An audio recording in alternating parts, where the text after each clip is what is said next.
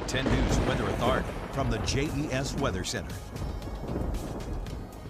Good afternoon, friends. It is another very average day in southwest and central Virginia for temperatures. We are finally a little more seasonable for this time of year. In Roanoke and in Rocky Mount, 84 degrees currently.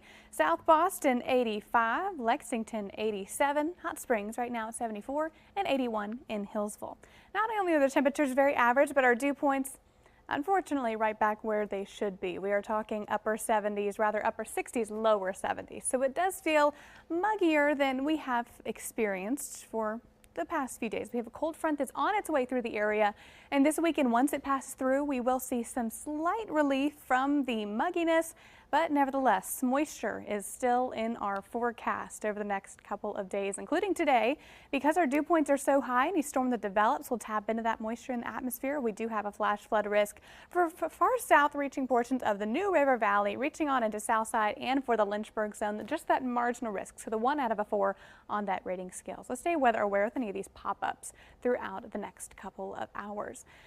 Talking Tropical Storm Erin, the outlook that we're watching for these next couple of days, and likely later on this afternoon we'll be talking about Hurricane Erin. This is still the track that we are dealing with.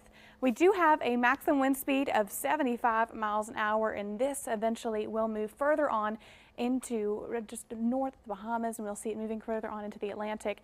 Now, I want to tell you a little bit about the steering mechanisms that we are dealing with Erin, and all of this is depending on a couple of different things.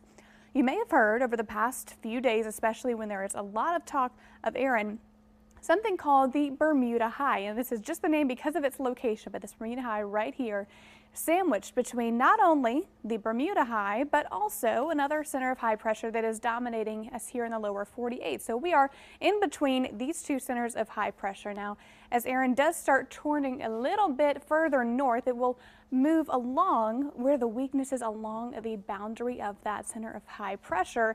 And we will see the steering mechanism with these two centers moving a little further on north. So because of the placement, it will likely keep it off of the coast of the Carolinas, off of the coast of Florida, but we'll be keeping a very close eye for the next couple of days and where those mechanisms end up. Futurecast a little further here locally. Very hit or miss showers and storms expected this afternoon. You'll notice the pop-up nature, and that will continue on through early evening. Your typical summertime forecast. Nothing widespread expected. A few clouds hanging around as well. And stray showers not out of the picture overnight tonight, and we will dry things up into the weekend. High temperature today back in the 80s as we head for the first part of the weekend, briefly in the 90s for next work week, and we continue on with the very isolated showers and thunderstorms through the beginning of next week. Abby?